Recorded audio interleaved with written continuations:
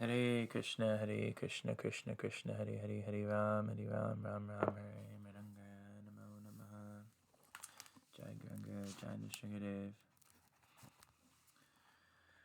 Om Namo Bhagavate Vasudevaya.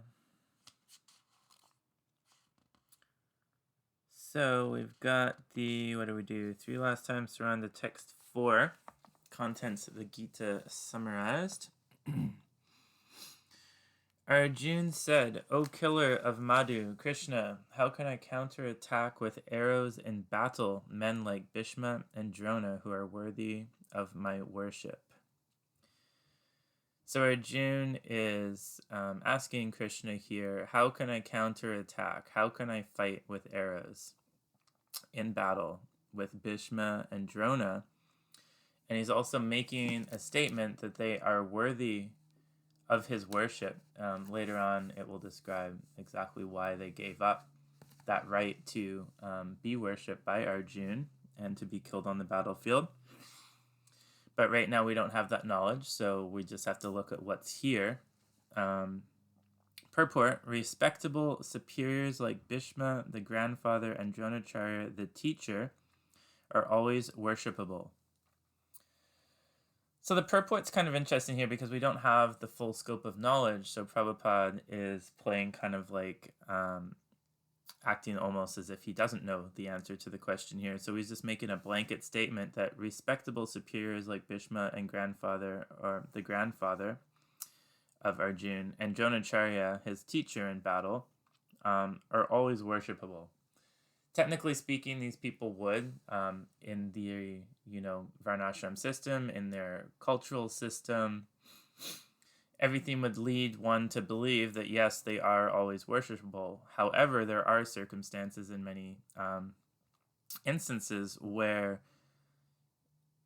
people can lose their qualities, as we've discussed it before, and can become less worshipable, and in this particular case, even eligible to be killed. In this particular case, even if they attack, they should not be counterattacked, Prabhupada is saying. So even if they attack, you should not counterattack these people. They are worshipable. Whatever they do to me, I will be lower than the straw on the street. I will now not attack or counterattack these people. It is general etiquette that superiors are not to be offered even a verbal fight. This purport is so interesting because it's the start of the Bhagavad-Gita. It's the start of your journey in knowledge. And so Prabhupada is kind of delicate with his words in some of these purports to not kind of ruffle your feathers too much, to not give you too much information at the start. And he's really speaking in terms of just the knowledge that you have so far. The interesting thing with Krishna consciousness is that if you don't spend a lot of time reading all of the Shastras over and over and over, you're not going to get the different vantage points, the different points of view that you get from reading Chaitanya Charitamrita, from Chaitanya Bhagavat, which is discussing very different pastimes, very different vantage points of knowledge and people interacting with Krishna in a very different way from how Krishna is interacting in the Bhagavad-Gita, or how Krishna is presented in all of the different pastimes in Srimad Bhagavatam. And you have to read Srimad Bhagavatam in order to see all of the different eras of information as well, because they're not all coming from the same the same yugas, or even the same universes, or the same forms of Krishna, or the same people, are showing different information based on different circumstances as well. So for every answer in Krishna consciousness, there's 10 counter answers and 10 other ways to look at things and 10 other ways to argue. So even when you present a point, it's never necessarily absolute. Everything in connection with Krishna is absolute knowledge, but the points themselves, as elucidated in Chaitanya Charitamrita in the earlier days of Mahaprabhu's, discourses, where he was very difficult to deal with, actually, and not acting as a sannyasi, but acting as an erudite scholar who would challenge impersonalists all the time and challenge many people on their presentations of knowledge, and would take pieces of literature and show in many different ways the scholarly issues with the statements themselves, and then would make comments on those, and then also be able to refute his own comments as well. So this just proves the intellect that absolute truth can provide in terms of each different vantage point, and each stance that you take can be seen from different angles, and there's no absolute. So again, when we're discussing this amongst devotees, this tendency for us to think in mundane terms, to think in mundane language, especially English language, is so mundane, has so little to offer in terms of variances of words and emotions that we can convey. And then the material confines of that are unable to push into spiritual realms that can only really be experienced and understood through the heart, through the jiva paramatma connection, can't necessarily be expressed materially.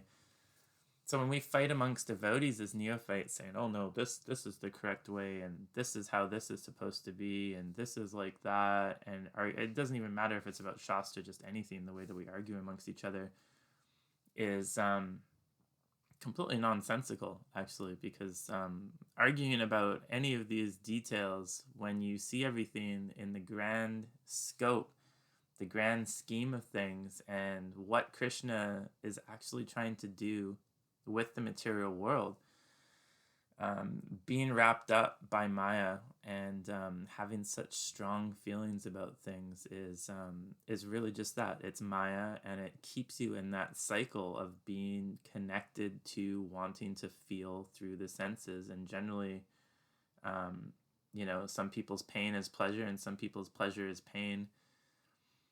People seek out different experiences, but at the end of the day, it's all about sense gratification, and arguments as well, if they're not very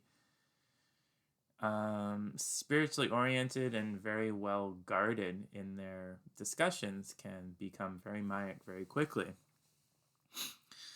And when you think about that, just think about how immense the knowledge is that's provided in the Gita. And there's no arguments between Arjuna and Krishna, despite the very harsh words that Krishna uses against Arjuna.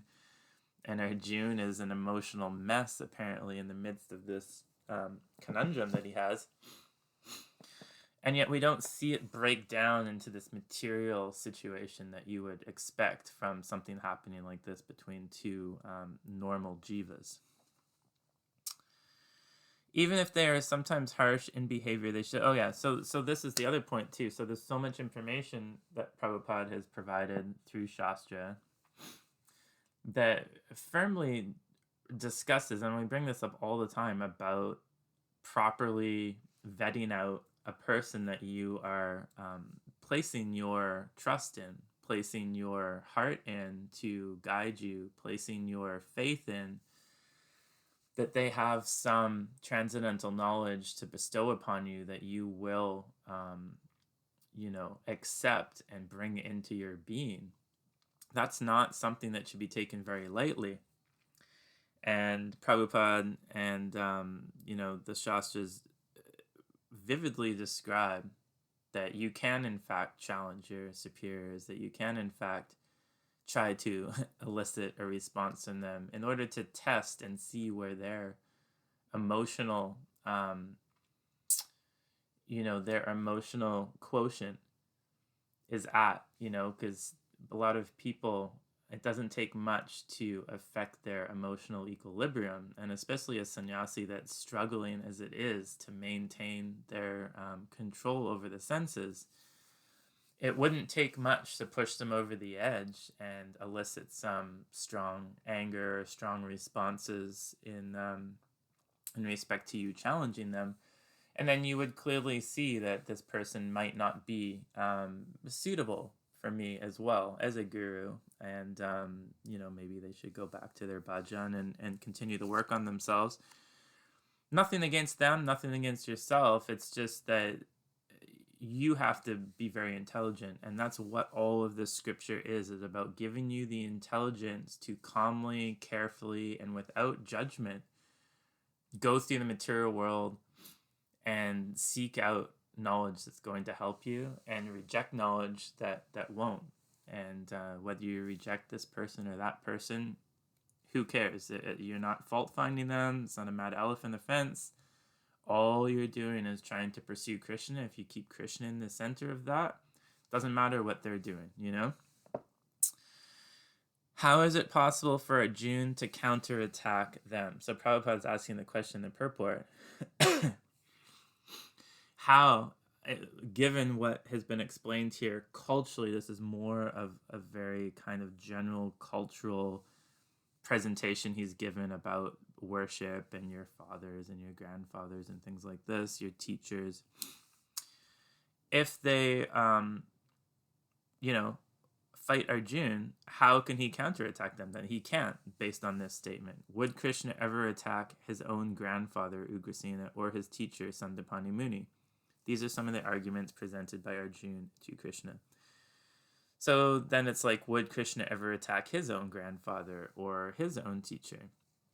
As we've seen with Krishna, he does many naughty things, even to his own mother and siblings and things. So I would have to think very hard about all of his different pastimes and consider if he's ever attacked in that way. I don't think so, but it is an interesting kind of argument about Krishna, because Krishna does come to protect his devotees and to remove the miscreants of the world.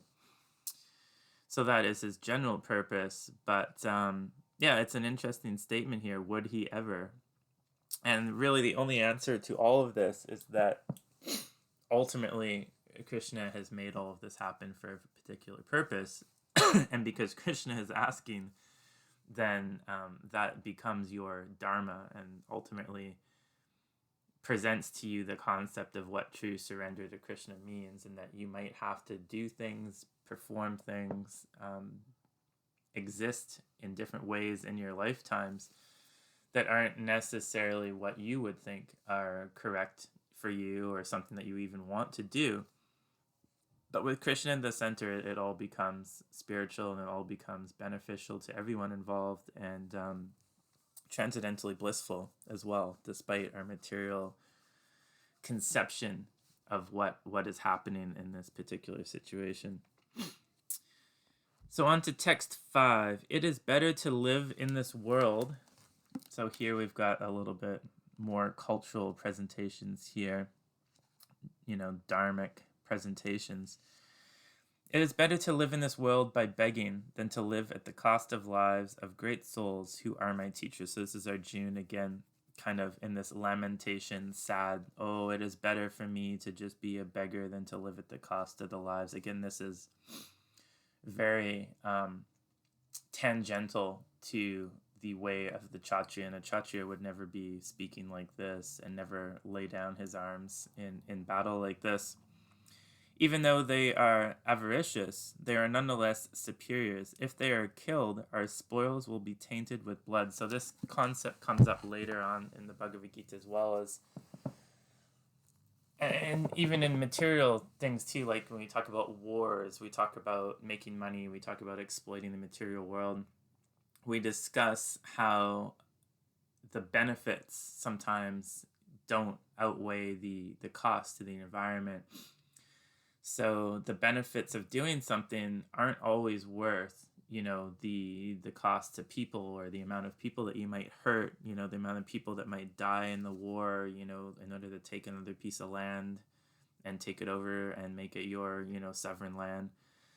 So people always think in this, like, do I benefit enough for it to be worth my while? And Arjuna is presenting that really, I think I would benefit more by laying down my sword, by becoming a beggar, by having nothing, even if I took my sword up, killed these people that I'm related to, that I have relations for, that I have feelings for, then the spoils of that would be tainted by blood and I wouldn't be able to enjoy it, And then it's funny too, because he's thinking very materially here too, like, oh, I can't enjoy the spoils of this war because my, parents and my grandparents and my teachers are involved in it.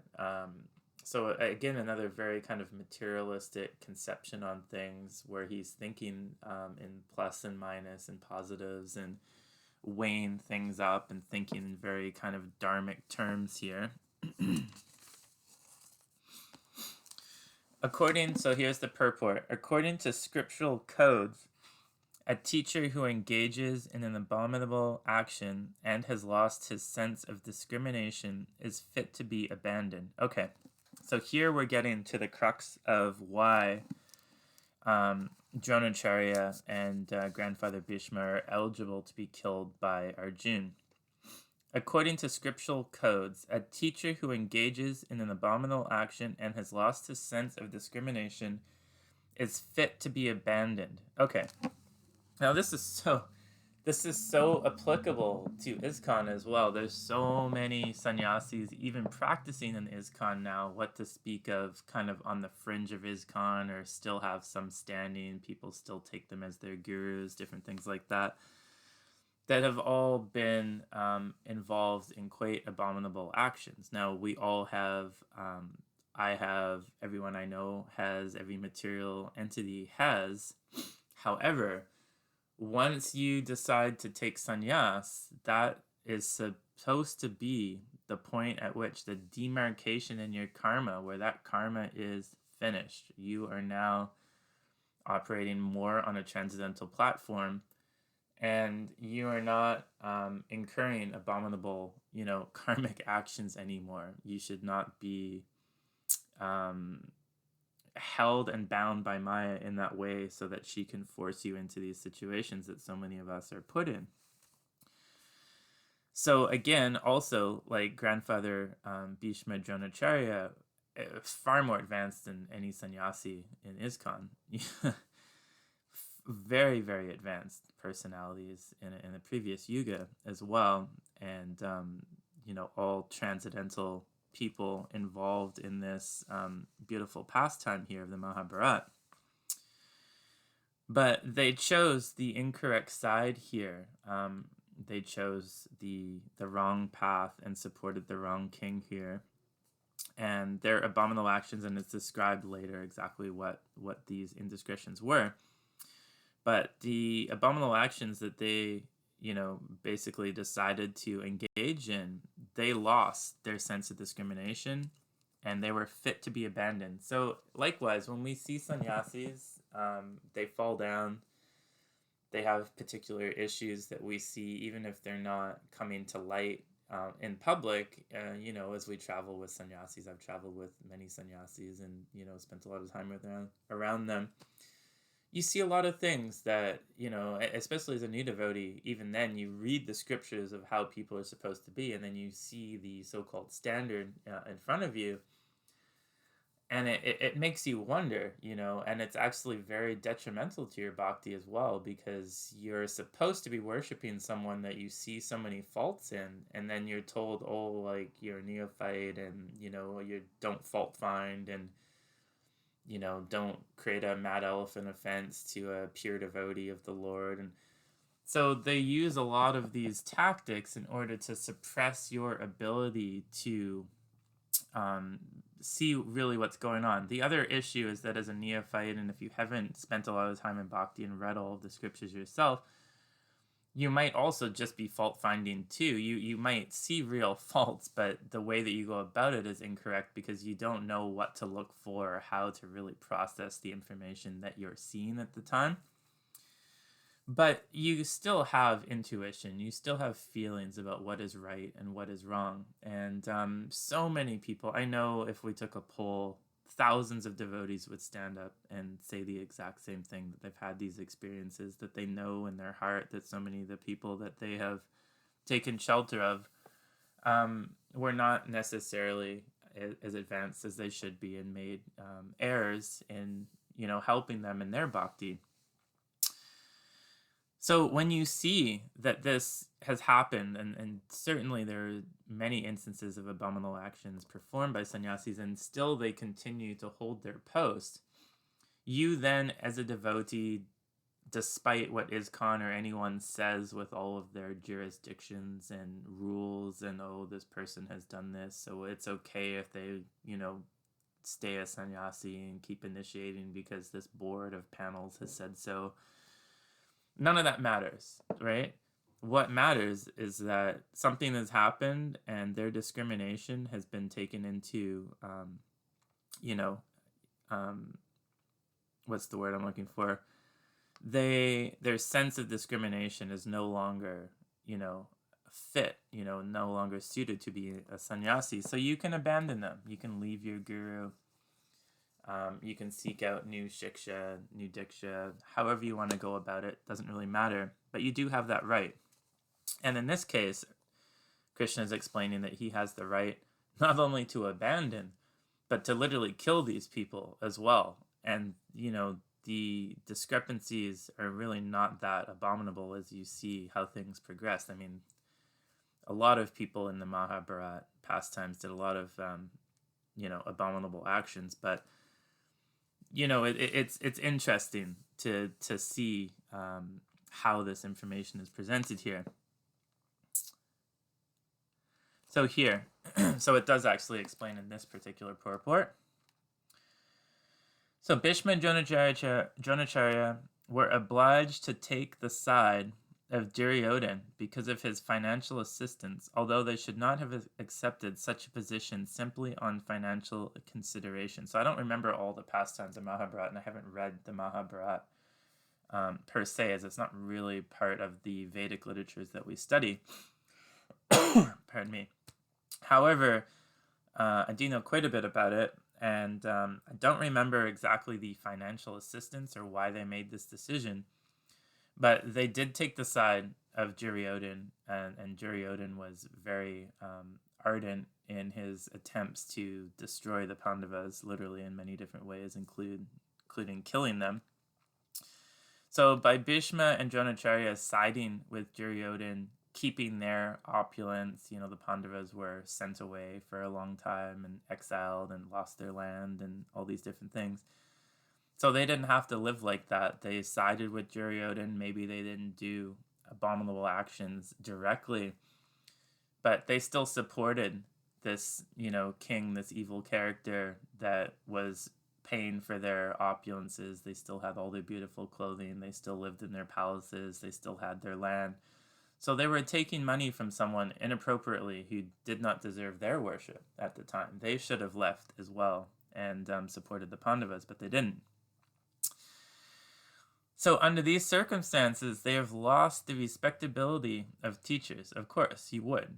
And so why? So this is so important here. The respectability of teachers for accepting financial assistance, especially from someone who they shouldn't have.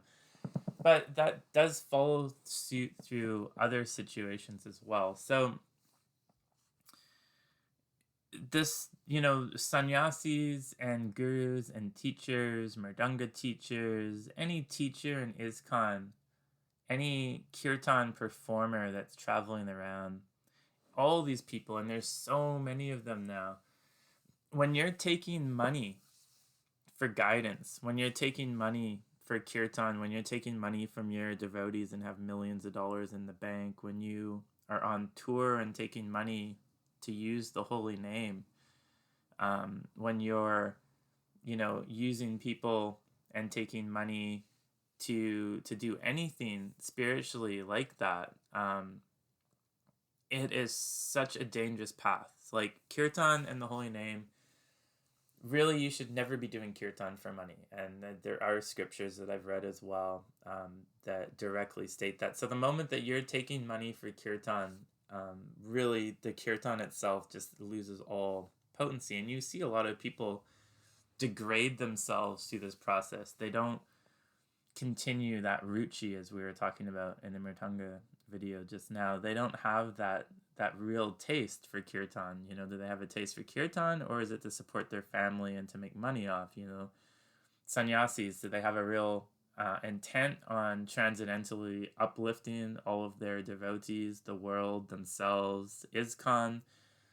Or do they really just enjoy having money in their bank, being able to go wherever they want, have people worship them and follow them around all the time? Like, those are things that most materialists, people would kill to have something like that. And yes, they play it off and very humble, act like they're not enjoying it, but many of them probably are, and many of them have been very sidetracked by that. So it's interesting here that even these great personalities have chosen that path of still having worship, still having servants, still having their king, still having all of their finances when the Pandavas were being heinously, attacked and just dragged through the mud by Duryodhan. They stuck in that situation. So as a sannyasi too, if you're falling down or have fallen down, or in a difficult situation, when you have this worship, you have this comfortable position, you have this money, how difficult at that point is it then to kind of come clean and be done with it all and become, materially and spiritually inferior to your, present condition? It's very tough. So then when you have these things, you have all this money and power, it also can become a very strong path to ruining your bhakti as well. So, this idea of sannyasis having all these opulences and money and, using it in Krishna's service, it's a nice idea, but there really should be quite a number of people that are controlling that money. The sannyasis really shouldn't have any contact with it. They should just have really what they need and nothing more. Why would you need anything else as a sannyasi anyways? And you can instruct how that money is used, just as Prabhupada instructed how so many millions were used. And Prabhupada's main, mentality was, as soon as money came, they would spend it and build infrastructure. It was not left to sit there and rot away in the bank. It was, transcendentally being used. And more money would come from Krishna as you used it properly in his service. As you amass more and more money, then your greed to have money as well starts to build. So, especially as a sannyasi, as you're receiving donations and having bank accounts, yes, I know a lot of them have different particular programs that they run and they spend a lot of money on them. However, there should be other people that are materialists, other people that are Vaishyas that are really controlling that. And the sannyasi is only there to give correct knowledge about how this money should be used, not owning their own apartments and owning this and owning that. They shouldn't own anything. They should be there for use for particular purposes, but none of it should be theirs, So this same kind of mentality is what creeped in to Bhishma and Dronacharya and what made them eligible to literally be killed by Arjun. So keep this in mind with all of your bhakti.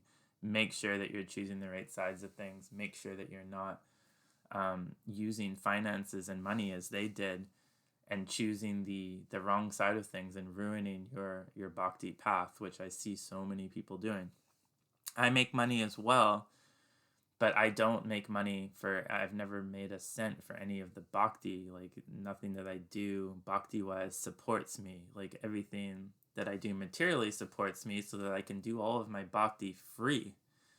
That's the real key, is that you need to set up yourself materially in a proper way to give you the time and the resources and the money so that you can perform your bhakti then the way that you want. You can teach mridanga to people, and you don't need dakshin for it. You don't need money from it. Who cares? Money should never be part of this process.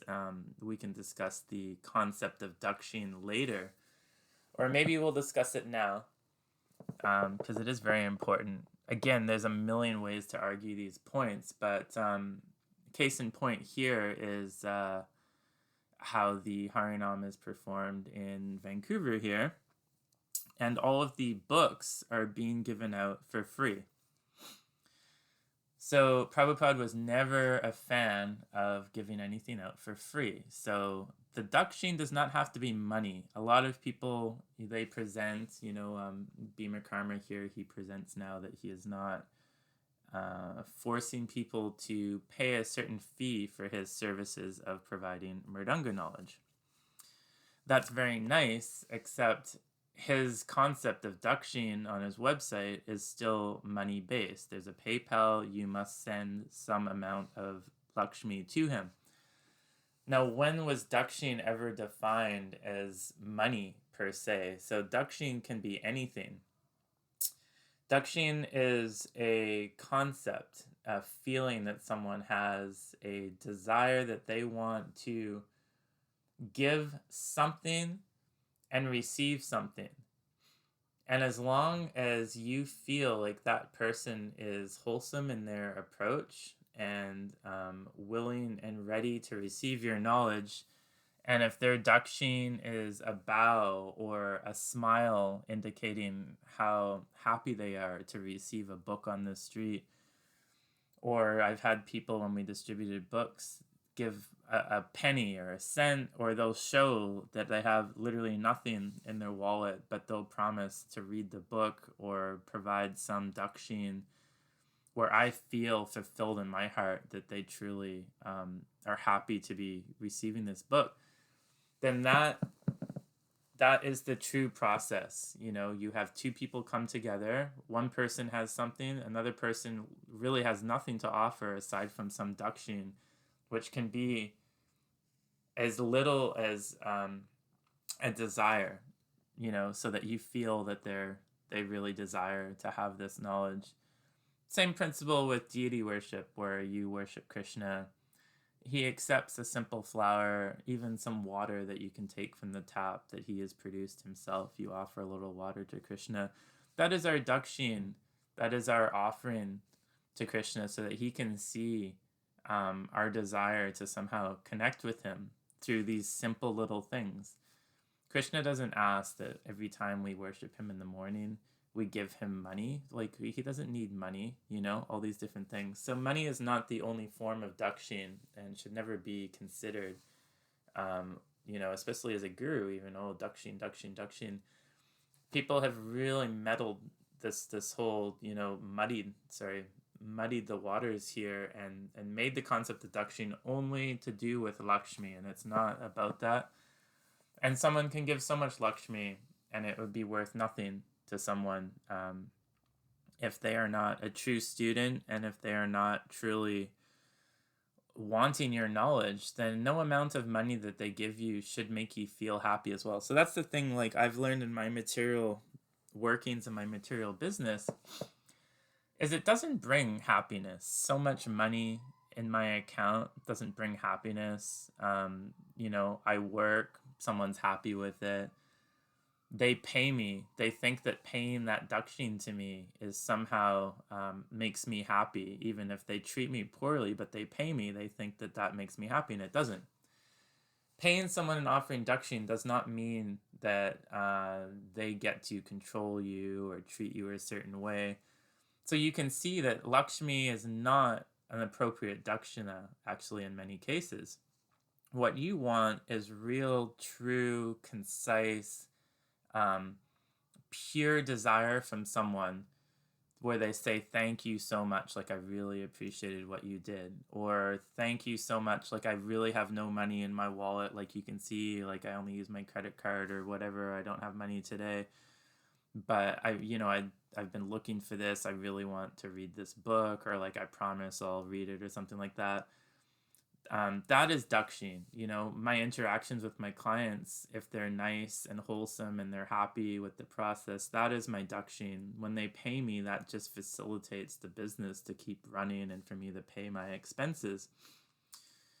But just doing it for money is not appropriate. And as a guru, if I was a sannyasi and people were simply giving me dakshin in the form of money, I would dry up and feel completely empty, because your relationships are about, giving and receiving love from other people, giving and receiving knowledge, having, confiding in other devotees, having them confide in you. These personal dealings are our dakshins. I've had personal experiences with, Mridanga gurus and other gurus as well, where when you seek knowledge out and you completely offer your dakshin to them in the form of ruchi, in the form of service, in the form of I will do whatever it takes to learn Mridanga, I want to help in any way. And if they recognize that that's a true desire and they say, not unless you pay so many rupees, and this has happened to me, then they themselves, personally, I should have abandoned those people as gurus in the first place, as well. You have that ability. However, there's so few people with any knowledge in the musical realm these days. I'm glad I did stick with it, and I'm glad that Krishna eventually did give me some dakshin to offer, because I was able to learn what I needed to in order to progress in my bhakti. But it was not an appropriate situation, and neither of those relationships, were ultimately as fruitful as they should have been if the relationship was proper. So when you have money and dakshin in the middle, as they did, then you really, lose your ability to be worshipped by Arjuna here in this particular case. So we have, under the circumstances, they have lost their respectability as teachers. Yes. Arjuna thinks that nevertheless they remain his superiors, and therefore to enjoy material profits after killing them would mean to enjoy spoils tainted with blood. So Prabhupada is just reiterating this point that although all of this has happened, although they have sided with Duryodhana, although they have, lowered their ability to be worshipped, Arjuna thinks nevertheless they are his superiors still, and for him to then enjoy material profits from killing them after, it would just be tainted with blood, and he wouldn't be able to enjoy that. So this is quite a conundrum here that Arjuna's placed himself in, and mostly his lamentation is coming from a point of view of incorrect assumptions on what the Shastra really supports here. And that is why the Bhagavad-Gita is going to continue to elucidate this particular point and provide us, through all of these hundreds of pages, so much information so that we can understand all of these different points of view and understand our interactions with people better and the material world, and continue to grow in our spiritual practices. Hare Krishna.